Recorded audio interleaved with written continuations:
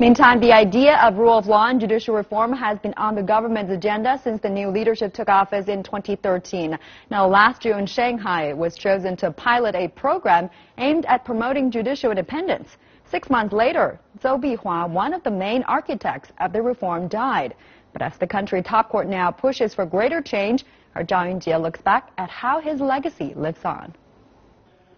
In June 2014, Shanghai was chosen as the testing ground for China's judicial reform, making judges more accountable and curbing government interventions.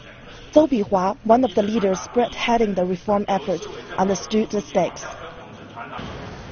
The current judicial reform decides whether rule of law can be realized. So the pilot program carried out in Shanghai has to succeed. We must make it work. A few doubted Zou's credentials for the job.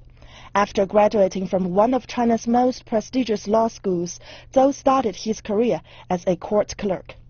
He rose quickly through the ranks, becoming chief judge in China's largest metropolis and learning how the system worked and its underlying problems. I once reviewed 100 cases to get a rough picture of your work.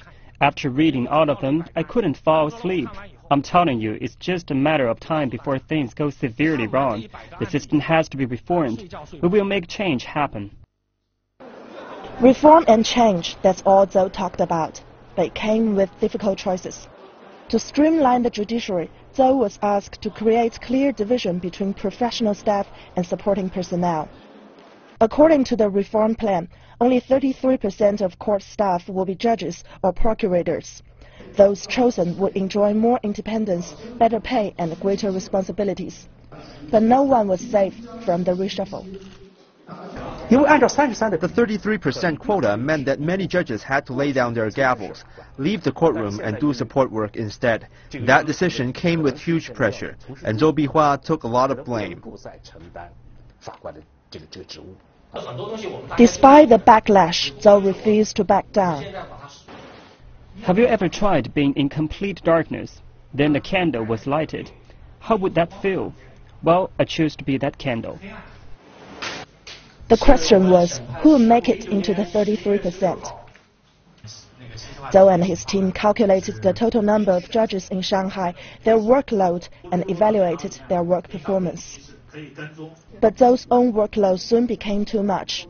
On December the 10th last year, he suffered a heart attack on his way to attend a judicial reform meeting and died at the age of 47. For quite some time, he kept saying he was exhausted.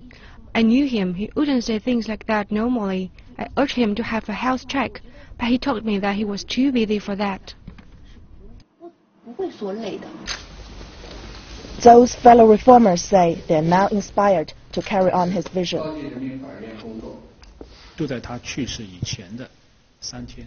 Days before his sudden death, Zou told me that you must withstand the pressure and don't be afraid of offending people. He said all reform comes with resistance.